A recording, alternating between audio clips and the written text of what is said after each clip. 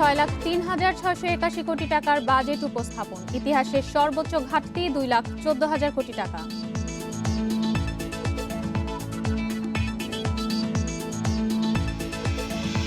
Corona মোকাবিলায় বাজেটে বরাদ্দ 10,000 কোটি টাকা। ভাইরাসের প্রকোপ কমাতে টিকাদানে গুরুত্ব।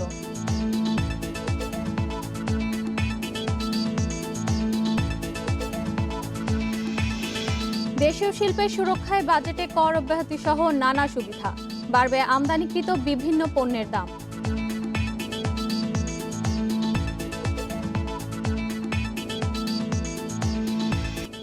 আমন্ত্রণ অর্থনীতি সারাদিন, আপনাদের সাথে আছে আমি ইশরাত সুমা।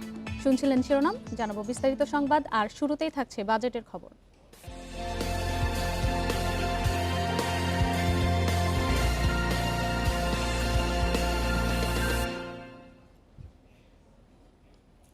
করোনা মহামারীর অনিশ্চয়তার মধ্যে নতুন অর্থ বছরের আরও একটি বাজেট দিলেন অর্থমন্ত্রী আ.হ.ম মুস্তফা কামাল। এবারের আকার 12.5% বাড়িয়ে ধরা হয়েছে 6,03,681 কোটি। আর করোনা মোকাবেলায় বরাদ্দ 10,000 কোটি টাকা। প্রস্তাবিত এই বাজেট পাশ হবে 30 জুন। জাতীয় সংসদে বেলা ৩টায় 2021-22 অর্থবছরের বাজেট উপস্থাপন করেন অর্থমন্ত্রী। দেশের 50তম বাজেটের আকার ছাড়িয়ে গেছে 6,03,000 কোটি টাকা। এর আগে প্রধানমন্ত্রী শেখ হাসিনার সভাপতিত্বে বিশেষ বৈঠকে নতুন অর্থবছরের প্রস্তাবিত বাজেট অনুমোদন দেয় মন্ত্রিসভা। 2020-2021 অর্থবছরের সম্পূরক বাজেট এবং 2021-2022 অর্থবছরের বাজেট উপস্থাপন করবেন। আগামী অর্থবছরে জিডিপি প্রবৃদ্ধির লক্ষ্য ধরা হয়েছে 7.2%, আর মূল্যস্ফীতি আটকে রাখা হবে 5.3%-এর মধ্যে। এবারে বাজেটেও দেশ ও জাতির উন্নয়নের পাশাপাশি প্রাধিকার পাচ্ছে দেশের পিছিয়ে পড়া মানুষ, প্রান্তিক জনগোষ্ঠী ও তাদের জীবন জীবিকা।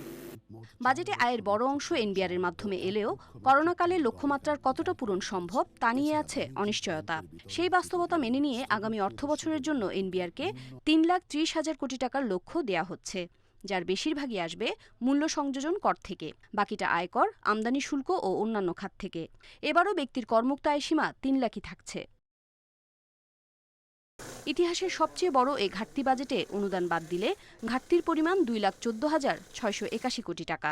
ঘাটতি অর্থায়নে বৈদেশিক উৎস থেকে 1,01,000 কোটি টাকা, আর বাকিটা আসবে ব্যাংক, সঞ্চয়পত্র ও অন্যান্য অভ্যন্তরীণ উৎস থেকে। বার্ষিক উন্নয়ন কর্মসূচি এডিপিতে বরাদ্দ ধরা হয়েছে 2,25,000 কোটি টাকা। এতে সর্বোচ্চ বরাদ্দ হচ্ছে পরিবহন ও যোগাযোগ খাত। এ খাতে বরাদ্দ দেয়া হচ্ছে 61,631 কোটি টাকা। বাজেটে সবচেয়ে বেশি গুরুত্ব দেওয়া হয়েছে স্বাস্থ্য খাতে। পাশাপাশি করোনা ভাইরাসের প্রভাব মোকাবিলায় প্রধানমন্ত্রী ঘোষিত প্রণোদনা প্যাকেজগুলোর বাস্তবায়ন, কৃষিখাত, খাদ্য উৎপাদন ও ব্যবস্থাপনাকে গুরুত্ব দেওয়া হয়েছে। করোনার প্রভাব থেকে অর্থনীতি পুনরুদ্ধার এবং জীবন ও জীবিকা রক্ষায় 6 লাখ কোটি টাকার বেশি বাজেট ঘোষণা করলেন অর্থমন্ত্রী। যদিও সরকারি হিসেবেই গত 10 বছরে বাজেট বাস্তবায়নের হার গড়ে প্রায় 70% মতো। বিশ্লেষকরা বলছেন, শুধু বড় বাজেট ঘোষণাই নয়, নিশ্চিত করতে হবে এর সঠিক বাস্তবায়ন।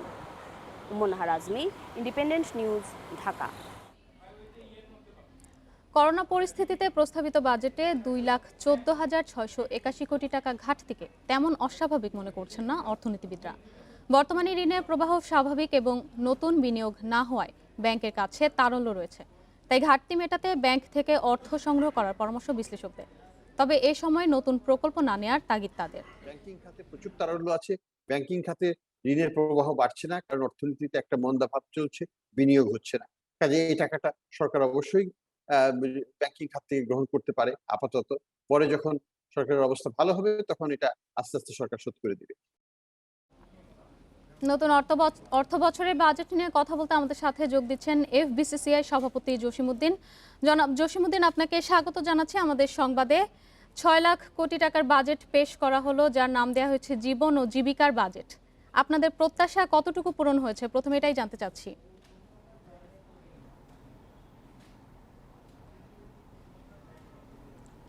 ধন্যবাদ আপনাকে। আসলে আমরা তো বাজেটটা কিছুটা দেখেছি, আমরা এখনো পুরোটাই আমাদের দেখা হয় নাই। তার যেটুকু আমাদের মনে হয়েছে, এটা মাননীয় প্রধানমন্ত্রীকে এবং মাননীয় অর্থমন্ত্রীকে ধন্যবাদ জানাতে চাই। ওনারা চেষ্টা করেছেন একটা জীবন এবং জীবিকার বাজেটটাকে ঠিক করার জন্য, কারণ এখানে জীবনকে ঠিক করার জন্য এখানে যেটি বলা হয়েছে সেখানে আমাদের সেফটি নেটটা আমাদের বাড়ানো হয়েছে। মানুষের যারা গরিব মানুষ যাদেরকে আপনার ওদের জন্য কিছু আপনার বরাদ্দ এসেছে এখানে, প্লাস সাথে সাথে আমাদের লোকাল ইন্ডাস্ট্রিকে প্রোটেকশন দেওয়ার জন্য অনেকগুলি নতুন জিনিস এসেছে এবং কিছু কিছু আপনার কর ছাড় দেওয়া হয়েছে। আমাদের কর্পোরেট ট্যাক্স কিছুটা কমানো হয়েছে। আমি মনে করি এই আমাদেরকে জ্বালানি খাতে এবং আমাদের স্বাস্থ্য খাতে বরাদ্দ দিয়েছেন এবং এখানে পিপিপির একটা সুযোগ আছে যেখানে ইনভেস্টমেন্ট করার, যেহেতু আমাদের এই জায়গাতে আমাদের অনেক ইনভেস্টমেন্ট করতে হবে। তো আমাদের রেভিনিউ খাতে আমাদের উপরে নতুন কোনো কর আসেন নাই, যেহেতু গত বছরের তুলনায় একই সাইজের বাজেট রাখা হয়েছে, মাত্র 9% একটা গ্রোথ ধরা হয়েছে। আমি মনে করি যে মাননীয় অর্থমন্ত্রী এবং তারা চেষ্টা করেছেন এটাকে সহনীয় পর্যায়ে রাখার জন্য। যেখানে ঘাটতি আছে আমাদের বাজেটে 2,14,681 কোটি টাকা, তো এখানে স্থানীয় ব্যাংক থেকে এবং আপনার সরকার এবং বিদেশি লোন থেকে এটি সমন্বয় করা হবে। আমি মনে করি যে যেহেতু বিদেশ থেকে লোনটা নিতে এখন অনেক সহজ, রেট অফ ইন্টারেস্ট অনেক কম, আমি মনে করি সেখান থেকে যদি ঋণটা বেশি নেওয়া হয় তাহলে এটা লোকাল ইনভেস্টররা তাদের উপর হয়তো চাপ আসবে না। সরকার চেষ্টা করেছেন এই যে একটা যেহেতু একটা কোভিড মানে আমাদের একটা আমরা স্পেশাল টাইমের ভিতরে যাচ্ছি কোভিডের কারণে, সেই তুলনামূলকভাবে আমি মনে করি যে অনেক বাজেটটা মোটামুটি ব্যবসা বান্ধব এবং আপনি বলছিলেন যে কর্পোরেট কর কমানো হয়েছে এবং বেশ কিছু সুবিধা দেওয়া হয়েছে ব্যবসায়ীদের, এবং এছাড়া আমরা দেখেছিলাম যে সরকার যখন করোনাকালীন সময়ে প্রণোদনা ঘোষণা করেছিল ব্যবসায়ীরা কিন্তু বেশ ভালো প্রণোদনাও পেয়েছিল। তা আপনার কি মনে হয় যে এই প্রণোদনা এবং কর যে কমানো হলো এতে করে আসলে ক্ষতি কাটিয়ে ওঠা সম্ভব হবে কিনা?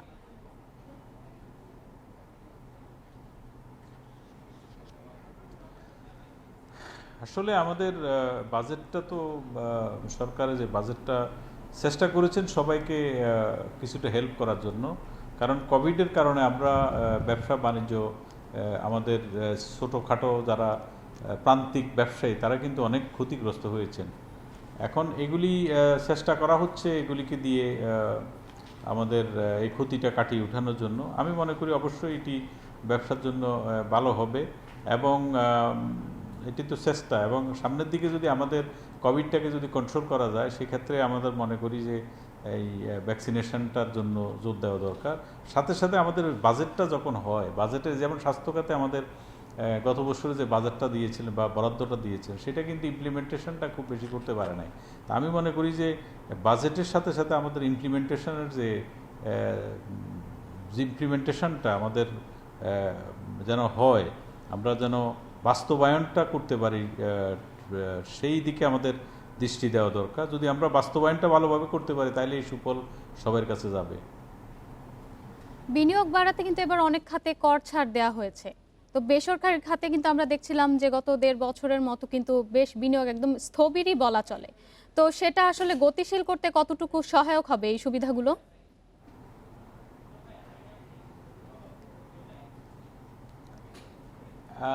ধন্যবাদ। আসলে বিনিয়োগ বাড়ানোর জন্য গত কয়েক বছর থেকে বাংলাদেশের বিনিয়োগটা বাধাগ্রস্ত হচ্ছিলেন, বিনিয়োগটা প্রাইভেট সেক্টরের বিনিয়োগটা হচ্ছিলেন না। তো এখন তো একটা কোভিড সিচুয়েশনের কারণে নতুন ব্যবসা নতুন বিনিয়োগ তো হচ্ছে না। তারপরে সরকার চেষ্টা করেছেন এখানে এবার কিছুটা ছাড় দিয়ে বিনিয়োগটা বাড়ানোর জন্য। আমি মনে করি এখন বিনিয়োগটা বাড়ার কারণ এর আগে বিনিয়োগটা হয় নাই, কারণ হচ্ছিল আমাদের যে ইন্ডাস্ট্রিয়াল ইনফ্রাস্ট্রাকচারগুলি এবং আমাদের এই সকল কারণে অনেকগুলি জায়গার আমাদের দুর্বলতার কারণে আমাদের এই বিনিয়োগটা কম হয়েছিল। মাননীয় প্রধানমন্ত্রী যে স্পেশাল ইকোনমিক জোনগুলি হাতে নিয়েছেন এবং নতুন যে এবারের বাজেটে কতগুলি ছাড় দিয়েছেন, আমি মনে করি আমাদের এই সকল জায়গায় বিশেষ করে আমাদের স্বাস্থ্য খাতে বিনিয়োগ হতে পারে প্রাইভেট সেক্টরের, এবং আপনার আমাদের সার্ভিস সেক্টরে বিনিয়োগ হতে পারে, আমাদের এখানে যেই ধরনের আমাদের ফার্মাসিউটিক্যাল সেক্টরে বিনিয়োগ হতে পারে আমি মনে করি। অবশ্যই সবাই এখন করোনার কারণে, আসলে বিশ্বব্যাপী করোনার কারণে বিনিয়োগটা স্থবির হয়েছেন। তবে মাননীয় অর্থমন্ত্রী যে বাজেট ঘোষণা করেছেন তাতে বিনিয়োগটা উৎসাহিত করার জন্য অনেকগুলি প্যাকেজ দিয়েছেন। আমি আশা করব যে এই কিছুটা বিনিয়োগ হয়তো বেটার হবে। জি, আপনাকে অসংখ্য ধন্যবাদ আমাদেরকে সময় দেওয়ার জন্য। জানাবো পরবর্তী সংবাদ। করোনা নিয়ন্ত্রণে টিকাদানে অধিক গুরুত্ব দিয়ে মহামারীকালে জরুরি প্রয়োজন মেটাতে বাজেটে এবারও 10,000 কোটি টাকা বরাদ্দের প্রস্তাব করেছেন অর্থমন্ত্রী আহম মুস্তফা কামাল। অর্থমন্ত্রী দেশের 80% মানুষকে টিকার আওতায় আনার সরকারের লক্ষ্যের কথাও বাজেট বক্তৃতায় তুলে ধরেন। মন্ত্রী বলেন, সরকার দেশের সব নাগরিককে বিনামূল্যে টিকা প্রদান করবে, যত টাকাই লাগুক সরকার তা প্রদান করবে। সে লক্ষ্যে বাজেটে পর্যাপ্ত বরাদ্দ রাখা হয়েছে। এছাড়া বরাদ্দের বাইরে টিকা কিনতে বিভিন্ন উন্নয়ন সহযোগী সংস্থা থেকে $1.5 বিলিয়ন ভ্যাকসিন সাপোর্ট পাওয়ার আশার কথা জানান অর্থমন্ত্রী।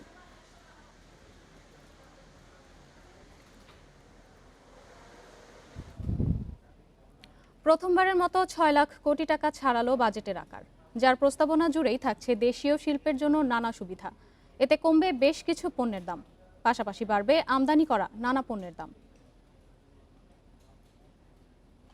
রাজস্ব আদায় বৃদ্ধির পাশাপাশি জীবন ও জীবিকার প্রয়োজনে আসার কথা শোনাতে চায় সরকার। নতুন উদ্যোক্তা ও ব্যবসায়ীদের জন্য কর ছাড়, বিনিয়োগের সুবিধা, স্থানীয় শিল্পের সুরক্ষার কথা এসেছে বাজেটে। এতে কমবে বেশ কিছু পণ্যের দাম, পাশাপাশি শুল্ক আরোপ করায় বাড়বে আমদানি করা বেশ কিছু পণ্যের দামও। অগ্রিম কর আরোপের কারণে দাম বাড়বে বিদেশি অ্যালকোহলের। প্রস্তাবিত বাজেটে মদ আমদানিতে অগ্রিম কর 20% বাড়তে পারে। সিগারেটের দাম বৃদ্ধির প্রস্তাব করায় ধূমপায়ীদের এখন থেকে সিগারেট কিনতে বেশি খরচ করতে হবে। ভ্যাট আরোপের কারণে খুচরা পর্যায়ে বিদেশি smartphone, sanitary tableware, kitchenware ও টাইলসের দাম বাড়তে পারে। বেশি টাকা গুনতে হবে আমদানি করা ক্যাপসিকাম, মাশরুম, বাদাম ও বেবিকর্ন কিনতে। প্রস্তাবিত বাজেটে এসব খাতে প্রত্যাহার করা হচ্ছে আগাম কর। কম্পিউটার যন্ত্রাংশ, সিমেন্ট ও রডের দামও কমবে। নতুন করে কর আরোপ না করায় দাম কমবে চাল, ডাল, চিনি, লবণ, দেশে তৈরি পেস্ট্রি, পাউরুটি, সাবান, বোতলজাত পানি, ফলের জুস, মশলা ও প্রক্রিয়াজাত খাদ্যদ্রব্যের দাম। এছাড়া কমবে দেশে তৈরি ফ্রিজ, গাড়ি, এসি ও পোল্ট্রি ফিডের দাম। সুবিধা থাকছে তথ্য প্রযুক্তি খাতে। হালকা প্রকৌশল খাতে আমদানির নির্ভরতা কাটিয়ে স্বয়ংসম্পূর্ণ হওয়ার জন্য সুবিধা দেওয়া হচ্ছে বাজেটে। ফলে এসব সেক্টরে যন্ত্রপাতির দাম কমবে।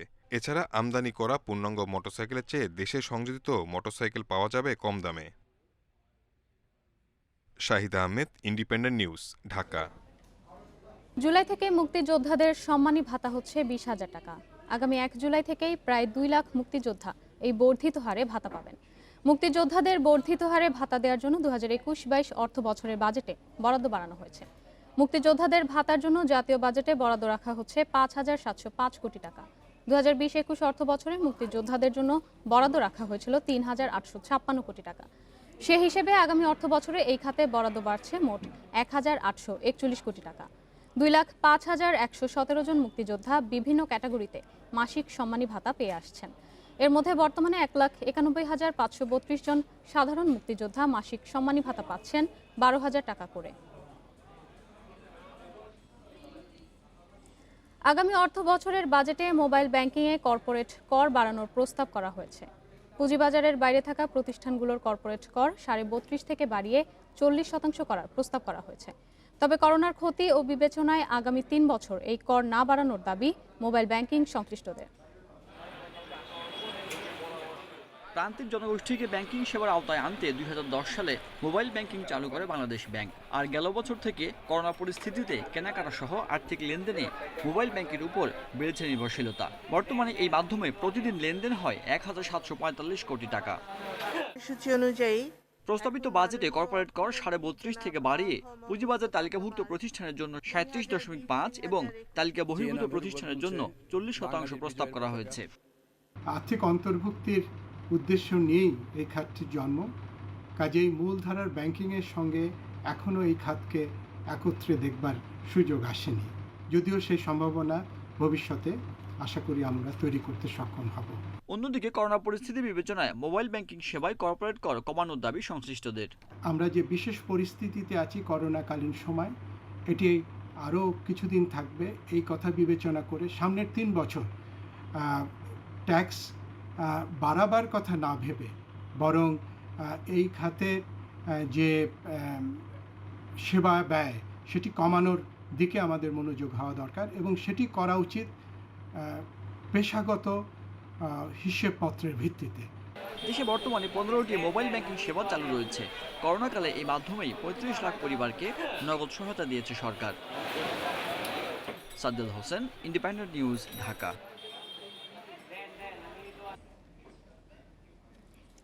এবারে বাজেটে কম্পিউটার ও ল্যাপটপ আমদানিতে 30% শুল্ক আরোপের প্রস্তাব করা হয়েছে। এ কারণে কম্পিউটার এবং ল্যাপটপের দাম বাড়বে। সংসদ দুপুরে 2021-22 অর্থ বছরের বাজেট প্রস্তাবনায় এ প্রস্তাব করেন অর্থমন্ত্রী আহম মোস্তফা কামাল। তবে দেশীয় কারখানায় উৎপাদিত কম্পিউটার ও ল্যাপটপ সহ প্রযুক্তি পণ্যের দাম কমবে, কারণ এগুলোর উৎপাদনের কাঁচামাল আমদানিতে রেয়াতি সুবিধা প্রদানেরও প্রস্তাব করা হয়। অর্থমন্ত্রী বলেছেন, দেশে উৎপাদিত কম্পিউটার এবং ল্যাপটপের দাম কমাতে আমদানি করা ল্যাপটপের ওপর কম বাড়িয়ে সেগুলোর দাম বাড়ানো হয়েছে। এছাড়াও আমদানিকৃত মোবাইল ফোনের শুল্ক হার বাড়ানোর প্রস্তাব করা হয় প্রস্তাবিত বাজেটে।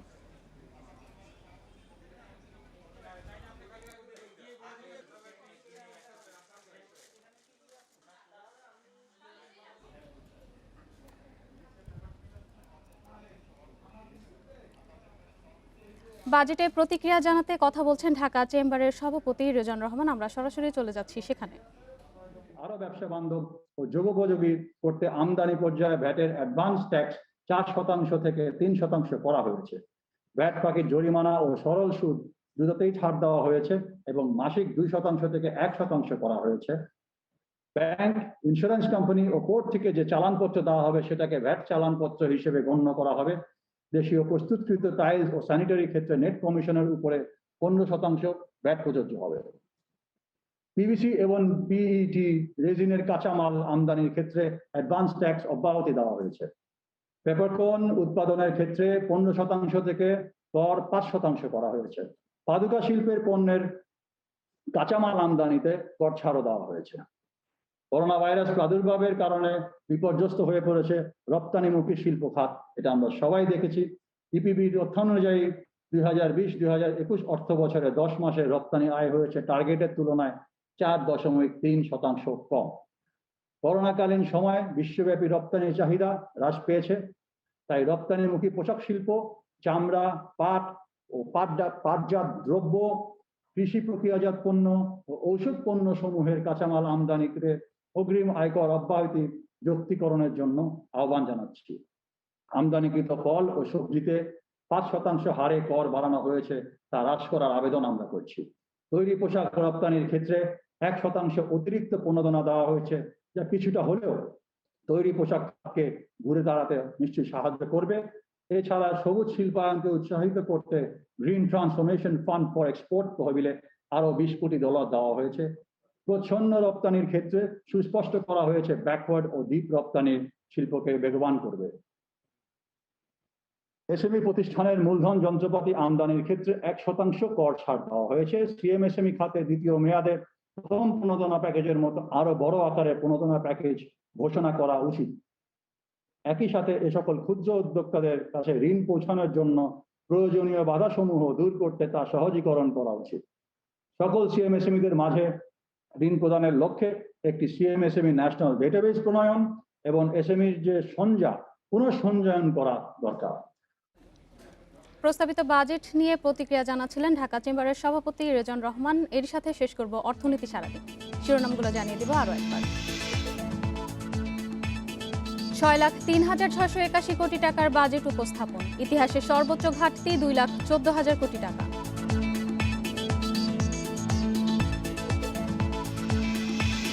করোনা মোকাবেলায় বাজেটে বরাদ্দ 10,000 কোটি টাকা, ভাইরাসের প্রকোপ কমাতে টিকাদানে গুরুত্ব।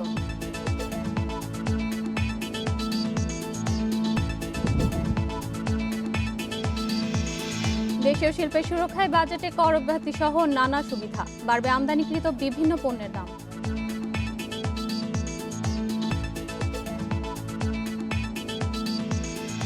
এই ছিল আজকের অর্থনীতি সারাদিন। ইন্ডিপেন্ডেন্ট টেলিভিশনের সব খবর আরও জানাতে চোখ রাখুন ফেসবুক, ইউটিউব এবং টুইটারে। আমন্ত্রণ আমাদের পরের আয়োজনে।